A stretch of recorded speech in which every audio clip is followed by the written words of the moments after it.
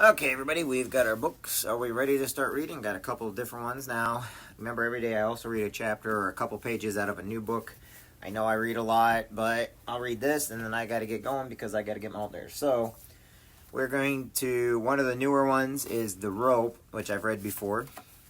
A New Perspective on Freedom and Success, written by Mason Weaver, edited by Mike Feller. A New Freedom on Success. Chapter 1, America is at a Crossroads. I'm going to fast forward to the introduction. How you doing, Sergeant Major? Okay, so remember this. We are also reading Marine, which will be the next one. We are reading Relentless and The Art of War, and then a couple things on here. Now remember, we're reading 11 pages out of each book. We're not reading the whole book. That's one reason why I go. And then I got to go also, I Dare You. So anyway, this is just the chapter we're reading now. America is certainly a social, economic, culture, and political crossroads. Never before in our history have all these forces combined to the degree they presently have in order to influence the direction of this nation will take. Our country withstood the internal social pressures that came about after the Revolutionary War as we were transformed from British colony into a new nation. And these social pressures were especially severe during Civil War and Reconstruction. There were tremendous economic pressures during the Great Depression and World War II in the 1960s. We experienced cultural pressures from the civil rights movement and anti-war protesters, and most recently we survived the political pressures that were the result of 40 years of domination by one political party. All of these forces have played out on the American scene at one time or another. Since our inception as a nation, however, never in our history have all of them been so dominant at the same time. These pressures have now combined not only to change American idea, but to destroy it. Even during the Civil War, even during the Civil Rights Movement, Black Americans called themselves Americans. Today, there are no recognized Americans. Everyone's national identity is hyphenated. During the Great Depression and World War II, we faced strong economic pressures, but never considered ourselves helpless or hopeless. There was very little panic among the people. We just came together as a nation and worked our way through it. We assumed that hard work would prevail, and it did. But today, every problem becomes a major crisis, and we are paralyzed until some form of government action is taken to solve it. In the 2000 presidential election, the Democratic candidate promised a bigger federal government that would have more central control over our lives. Yet, one half of America voted for him. That election should have been a wake-up call for Americans. We had two completely different candidates to choose from. It was a very clear choice on every issue. It was a test of our education, self-worth, self-determination, and national identity. It was a test of how we look at each other and ourselves. Were we slaves who were content, pleasing masters, or prisoners looking to escape the prison? We went to the polls in November of 2000 and looked at our choices right in the eye. After decades of teaching our children nothing about American principles, not to mention ideas, we had to choose between principles and deceit. The choices were clear. We had the promise of better treatment on the plantation of fear. Crisis and hopelessness are the promise of freedom and independence. The trials and choices were not the reason we were at the crossroads. The results were the telling point. With so many obvious proofs and clear national indications, half the nation's voters still voted to please masters and did not vote for freedom. This is a common phenomenon within slave society and with individuals who have a slave mentality. The slaves would always support the master. They thought their only hope was to get the best job on the plantation, but never to actually get free from the plantation. Sure, masters treated them rough, but he was master and he fed them. Master was responsible to provide their jobs, their homes, their medication, their retirement, their safety, and their children with an education. The slaves never considered any of these to their responsibility. The slaves thought they had a right to these from master because they had toiled so long in their master's field. The mentality of a slave is not to be free, but to be better managed by master. Given the chance, he will usually choose a better master rather than freedom. Master understands this and uses it constantly to keep his slaves in check. All thoughts of independence are discouraged, but he cannot allow thoughts of freedom to interfere with the slave mentality. The fact that half the nation voted for more government control over their lives proves that we are now in a plantation mentality. The choices were simple. One party promises more and better management of your life. The other promises to get you out of your life and let you manage it yourself. Half the nation thought it was strange and dangerous to be free. Who will give me my prescription medicine? They could not fathom getting their needed daily services from any source other than the government. These people voted for the best master because they cannot understand the concept of freedom. But master understands slavery and what motivates a slave's dedication to his master. The economy, whoever controls the bread controls the action. There is something wrong with the system that it will allow you to work and pay taxes for 30 years and then let you end up taking tickets at a movie theater after you retire. Master ensures that you retire broke and will continue to depend upon his kindness for your medication and other expenses. If you vote for him, he will take care of you and your children. Economic freedom is the real freedom. Master knows this, and in this book I will explain this to you. I want to see something. Okay. The slave mentality. What is slave mentality? It is the same internal force that keeps and abuses women with her man. She will defend him to others, fight the police who come to her rescue, and then return to him, giving him more love the more he abuses her. She thinks of herself as useless without him and unable to take care of herself or her children. She believes that if she loves him just a little more, he will stop beating her. If she has more babies for him, he will no longer cheat on her. Her friends and relatives cannot tell her to leave him. She doesn't understand. If they take her away, she will return to him. If he leaves her, she will find someone just like him to abuse her more. You cannot tell her to leave because she believes there is no life away from him. The abuser has convinced her that she is useless, unattractive, and incapable of making it on her own. She has such low self-esteem that she will reject anyone who tries to help her. She feels better denying herself freedom because she doesn't think she deserves to be happy. She will go to work and lie about her black eye. She will wear a smile while crying underneath. An abusive wife thinks her life and lifestyle depend upon how well she pleases her master, even with the door of escape wide open. Many abused women will not leave. The plantation mentality functions in much the same way as a small child. Everything a child needs requires some action on a parent's part first. If the child is hungry, a parent must act. When the child is sick, a parent must act. To get the child to bed or get up, dressed, and washed to go out requires a parent's permission and action. A child knows he cannot do anything without input from a parent. The child would not even understand the concept of independence from the parent. A young child would be afraid of you if you suggested that they could be free from the dominance of that parent. They would ask, "Who will feed me?" They would think you hate them because you were trying to get them to function independently of the parent. The plantation mentality is the belief that your economic livelihood is the concern or responsibility of others who, in truth, don't care about you at all.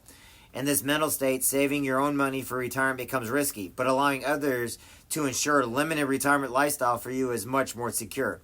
Working hard for the benefit of others becomes the norm, and working for yourself and your family becomes selfish.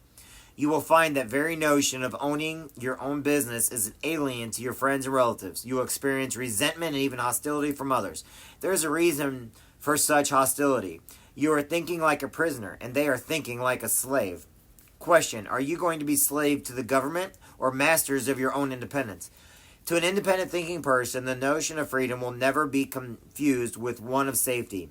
We must decide both as a nation and as an independent people if we want the government to keep us safe or allow us to be free.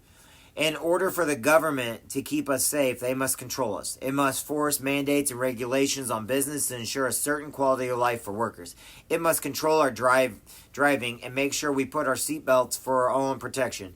The government must tell our business owner whom to hire based upon its own criteria. When employees can take vacations and leave of the absence, and how and when they can be fired. In order to keep you safe, the government will also tell you how to educate your children, even what type of careers they will have. For our safety and security, the government has taken over most of our retirement plans, our medical insurance, and our daily lives. When we are afraid and ask for help, the government's response is to take more power and freedom from us. For us to remain free, the people must control the government. We have vested power in the government to protect certain rights for us. One is to ensure domestic tranquility, and other is to pursue happiness. However, the Founding Fathers never envisioned the nanny state. Government we know have. Independent, free people no longer have any freedom from the government. Everything we do, to some degree, controlled by the government. But the founders designed our system of government in such a way that we were supposed to be a self-governing people. Responsibility comes with freedom. It is what you are fully responsible for, not whom you must fully rely upon. Show me someone who is responsible, and I will show you someone who is free. If your income is too low and you would rather get a small raise from your master instead of owning your own business, you have a slave mentality. If your refrigerator is empty and you seek more government cheese, you are a slave. If you think every problem requires a government solution, you are not thinking independently. If you depend upon others for your safety, security, economic well-being, you will continue to look for the best master to serve, and he will always have a plan for you. What is your plan for yourself? And then chapter 2 will be tomorrow. One book down. Now I'm going to start with, we are on chapter 5. Oops, nope, we're on page 30.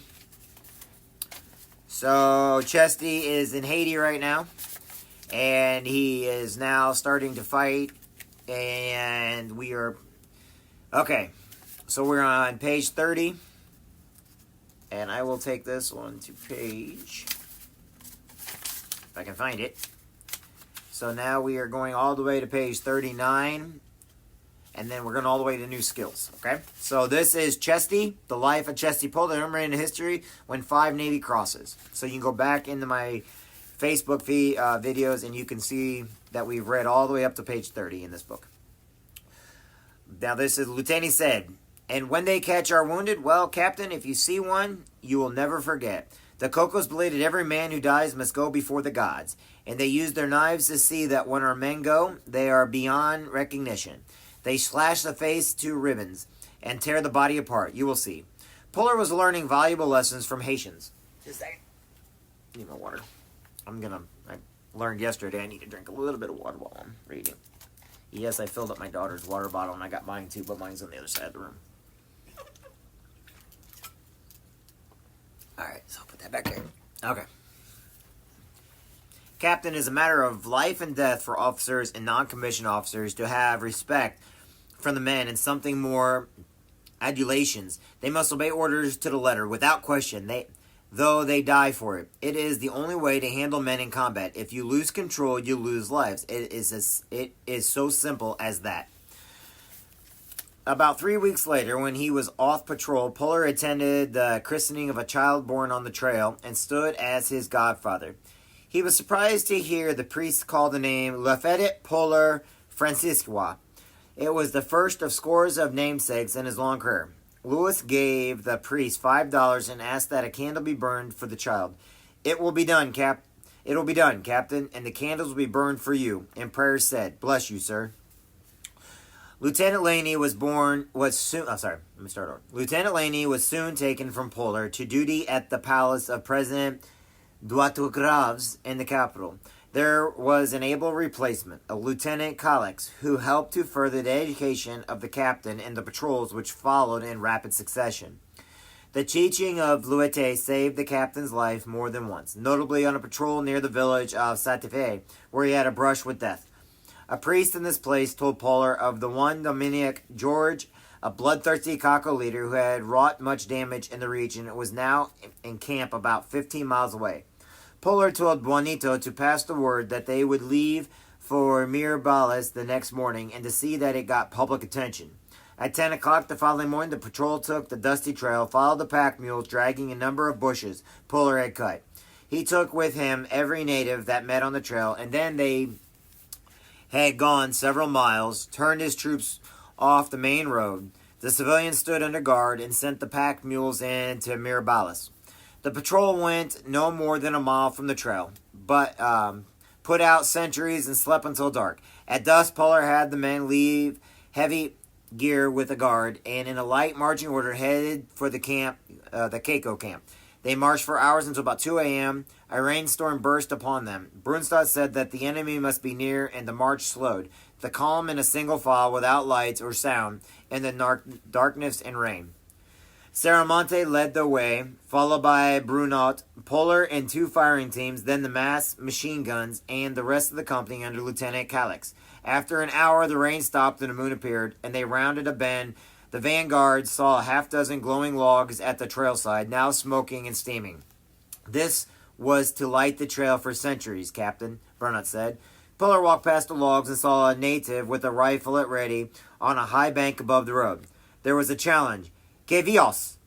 Ceremonious gave a quick reply, Coco, and the three leaders moved ahead into the clearing. Puller saw a few huts and many lean-tos with several fires still burning before them. A burly man rose from a hammock in the largest of the huts, where there was a light, and shouted, Who passes? The sentry by the trail called reassurance. Cocos Puller! Carmelis and Brot lay flat in the grass, and Puller held the big man in his rifle sights until he turned back to his hammock. He later regretted that he did not fire, for this was the bandit leader, Georges. Puller sent Bronut back for the rest of the company, with orders to flank the camp. And don't mind us when the shooting starts, we'll be flat. Hurry, Bronux was only a few yards away when a bandit came from a hut with a rifle, walking straight toward the invaders. Puller put a restraining hand on the Suramonte, hoping that the man would pass by them. But he came on.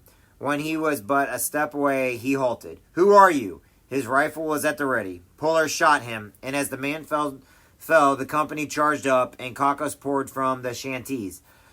There was a fury of fire, during which Puller took two quick shots at George. Sorry that I'm kind of all over the place, everybody. It was over within a few minutes, and the estimated 150 to 200 Cocos fled, leaving a few casualties behind. Puller found George's rifle, a new guru, and his initials burned in the stock, and 27 other rifles in the lean-tos. The company had no casualties and left with several dozen fighting cocks they had come to expect as loot in raiding a camp. Puller made a brief, matter-of-fact report of the affair to headquarters, but tales of his bravery under fire were told for months in the barracks.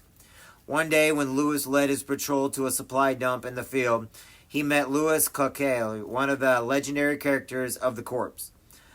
A dark, barrel-shaped man who spoke rapidly and broken English. A Serbian cook who had won the Medal of Honor in the World War. In his tent that night, Puller got the benefit of a Coquelia explosion.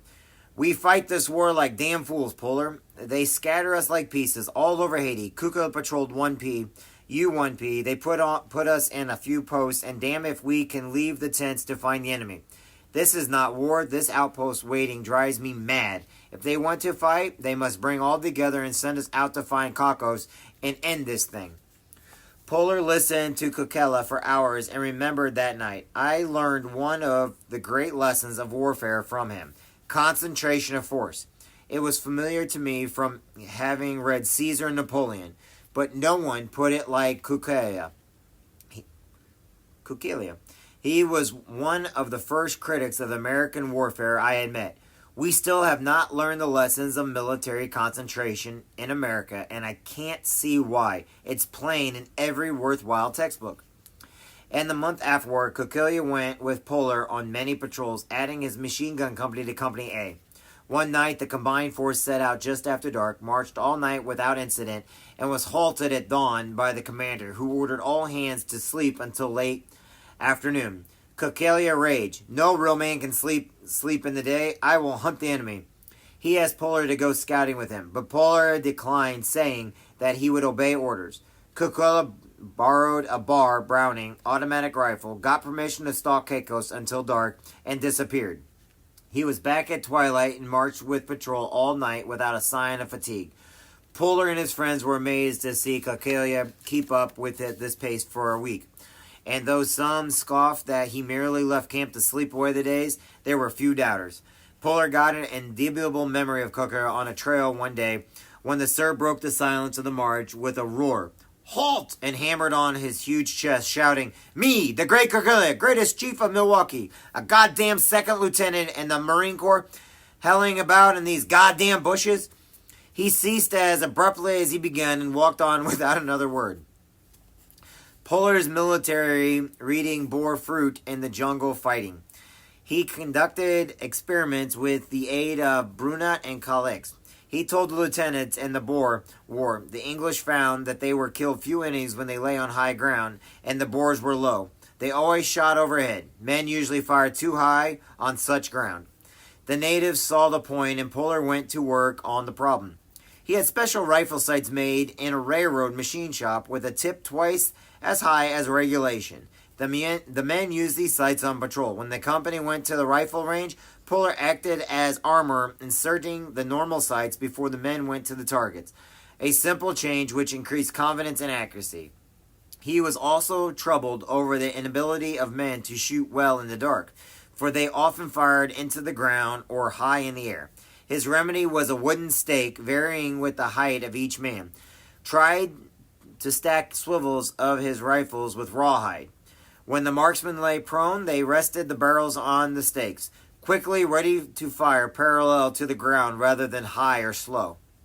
The captain was less successful in other attempts when he asked the chief of constabulary for shepherd dogs to use on the trail, for example. He got no reply. But he was told unofficially that the dogs were taboo, since the French had used them to hunt runaway slaves in Haiti. During his months at Mirabales, Puller was once called into conference between brigadier officers and Major Roy Geiger, Major Roy Geiger, chief of the Marine Aviation, who had come on as an inspector tour. Lewis was asked for his opinion on the progress of the fighting. We could do more with the planes. How? They should be out in country where the trouble is, and not on a field at Port-au-Prince. You could scatter little fields all over Haiti and keep planes there. But we have no stripes, Geiger said. But we have about 1,000 prisoners here, Puller said. In most places, you'd only need to cut the grass, except in the rainy season, you'd have no trouble. We'll try it, Geiger said. Within a few weeks, the little planes, most of them World War Jennies, and using isolated landing fields in Caicos country, and one operated from Polar Strip near Mirabales within 3 days. He made some of the first flights. Buck Weaver, a Marine pilot, flew him for a couple of weeks, but they were limited to the study of the terrain, for though there was a score of 22-pound bombs, there were no bomb racks.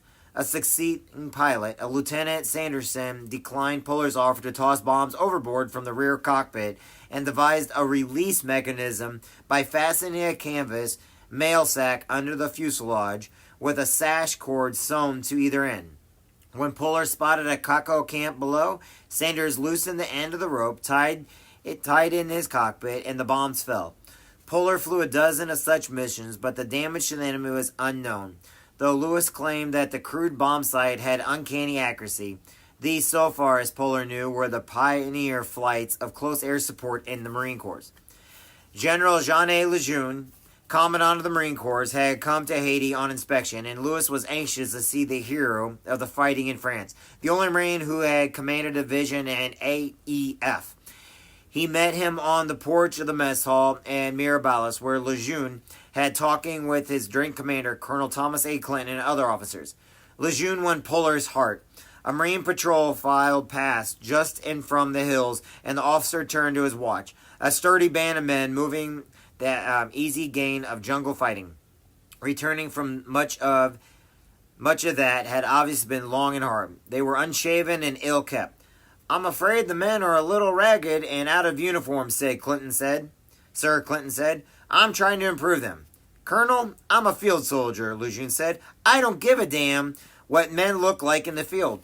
Only one interests me, and that's ending this war. Don't waste your time shining them up for jungle work. Our only objective is success, and I demand that. Early in 1920, after only 8 months of combat experience, Louis Puller was promoted to command the sub-district of Port-au-Prince, in a remote corner of southern Haiti. He was almost constantly on patrol. In April, he was fellow by malaria. He was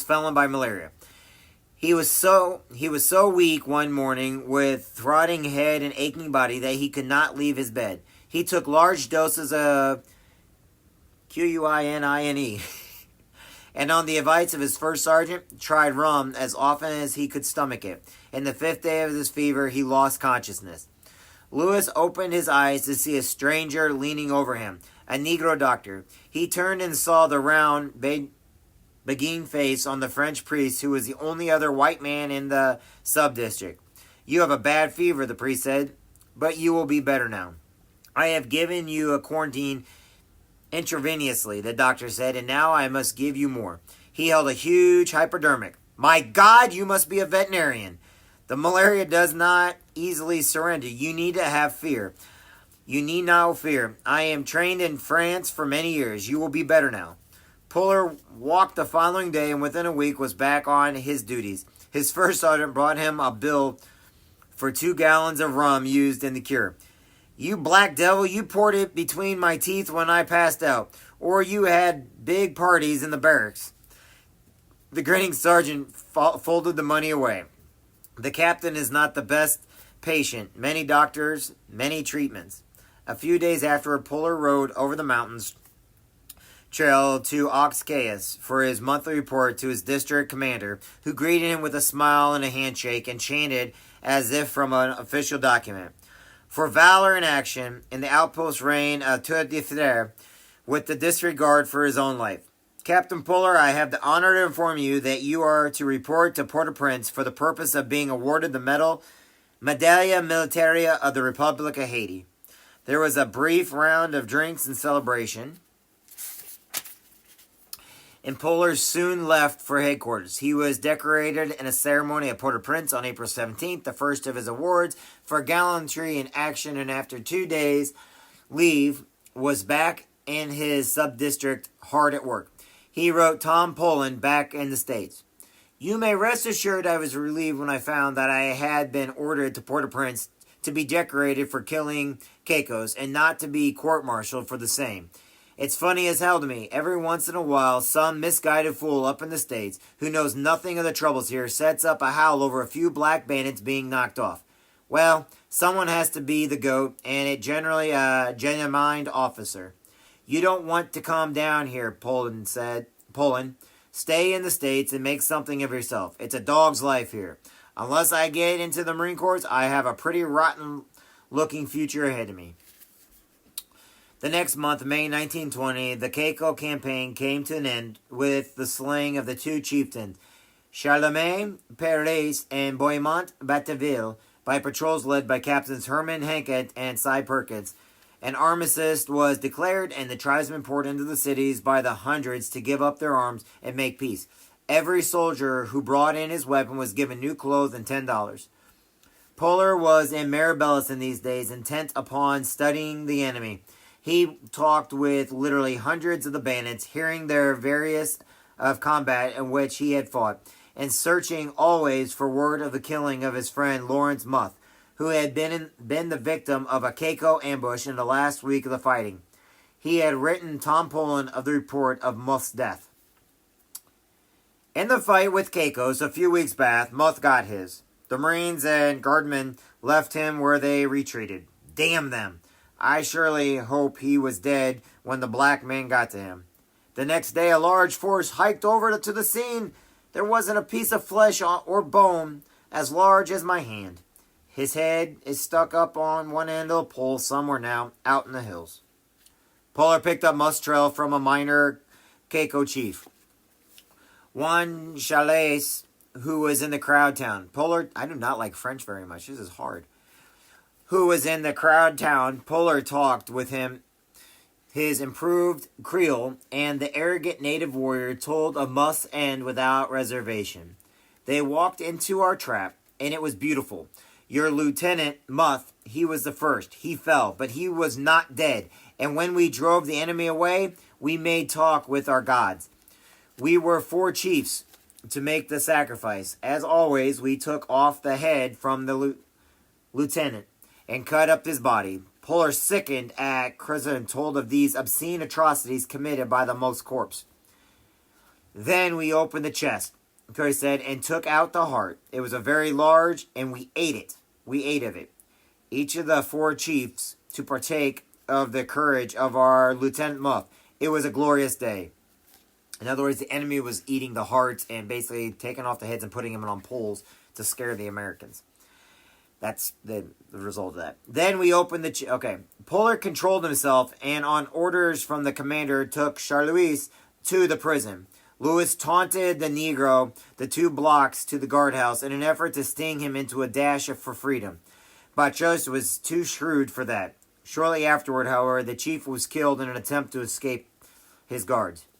Lewis soon got a new post as commander of the district of St. Mark, where he was military governor of the territory of hundreds of square miles of rugged country, with authority over the courts, police, and civilian affairs for 105,000 people. He had never been so busy, for he was endlessly besieged by the problems of those who came to the little town.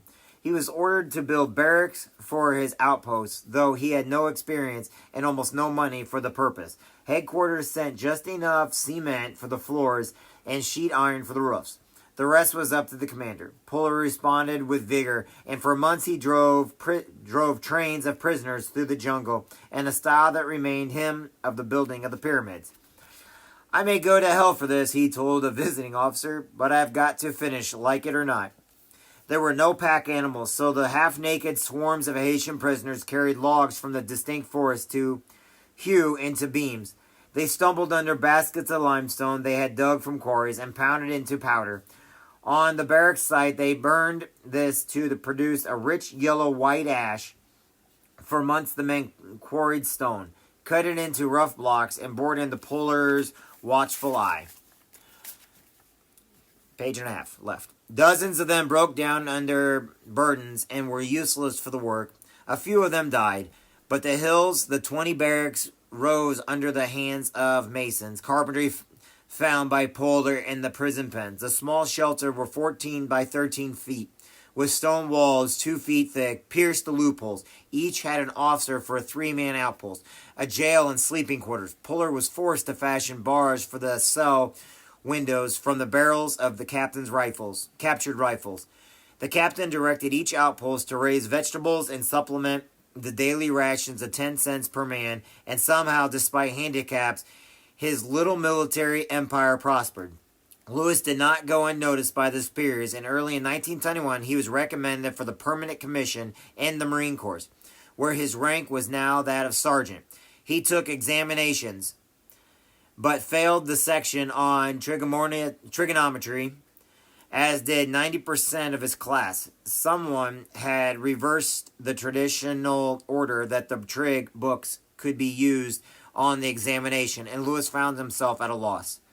A few months later, Puller had malaria once more. This time he was in no doubt as to his plight, and when he felt the fever, went to the Brigadier Hospital and asked a doctor for intravenous injections of quarantine. "We'd never do that, Captain. It might well be fatal. I had 'em before. They cured me. Some foreign doctor practiced it, but it's strictly against our orders." Puller went on to a civilian doctor in Port-au-Prince, took the injection, recovering within a week. Lewis was again recommended for commission. The paper endorsed by virtually every officer in the command, and in February 1924, after months of review of Creole, French, and mathematics, while he served as adjutant to Colonel A. Vandergrift in Port-au-Prince, he again became a second lieutenant, U.S. Marine Corps. But this time he was a regular. "I may not have much else to go on," he told a friend, "but I have some perseverance." He was soon ordered to Marine Barracks, Portsmouth, Virginia, Navy Yard, and embarked with 11 other new second lieutenants. It was not until years later that Puller realized the full richness of the Haitian experience and the value of lessons in soldiering and hand-to-hand combat. He had fought 40 actions. He not only been bloodied, the guerrilla combat had also continuous, most of its introduced by ambush on the trail. Puller had stood up well under this strain and had come to trust his own physical prowess and ability to lead men under fire. He had discovered that native troops could become superb soldiers. He had developed his instincts talented for using terrain in battle and learned the lessons of jungle fighting. He had become strongly prejudged against barracks and headquarters soldiers. Despite his youth, he was one of the most seasoned combat officers in the course. This is page 39. Tomorrow, we'll read chapter 6. It's called New Skills. I apologize if my reading skills are not the greatest right now. Some of that stuff, because he was down in Haiti, because he's Haiti, a lot of stuff's in French. And a lot of names are in French, and I don't read French. When I get back, I gotta go, though. I got a thing to do. I'm gonna read Relentless and World War. I got a meeting I gotta get to. I gotta change clothes. I just want you all to know this. The reason why I'm reading The Marine by Chesty Puller right now And you wonder how it goes along with business, and how it goes along with hope, and how it goes along with freedoms, and all these books I read. Chesty Puller started as a grunt. He started as as basically enlisted in the Marine Corps. Okay, he had to start from the bottom, but it was perseverance that kept him through. And the more you read about perseverance, people that don't give up, you can read about Michael Jordan and all them. We're reading about some sports in this one. We're reading about Sun Tzu and the art of war and everything, okay? It all goes together, okay? And one thing you're going to learn is perseverance, continue pushing on no matter what the obstacle, has gotten through people like Chesty Puller every single time. So if you're in sales or business or becoming a boss, if you just keep pushing forward, you have to break rules. And I hate saying that because people are like, oh, so you're going to break the rules and laws. Laws were put in place. I get that. But we have to break them sometimes because sometimes they put so many restrictions on us that people forget how we work and how we move forward and how we persevere. And, we got to attack the enemy on the enemy's ground. We can't let them come into our home. This is what life is about. Life is about going forward, pushing forward, and that's what Chesty Puller is. You want to know why he is basically the hero of an enlisted in the officers in the Marine Corps? It's because he never gave up. He didn't care who you were, what you did, what your color, what your sex, what your race. He used everybody. Because the thing about it was mission. Mission essential. All right, my name's Jeff. I got to get going. I got to get over and see my buddy Mark. Got to check my alternator. And I'll talk to everybody soon. Bye, everybody.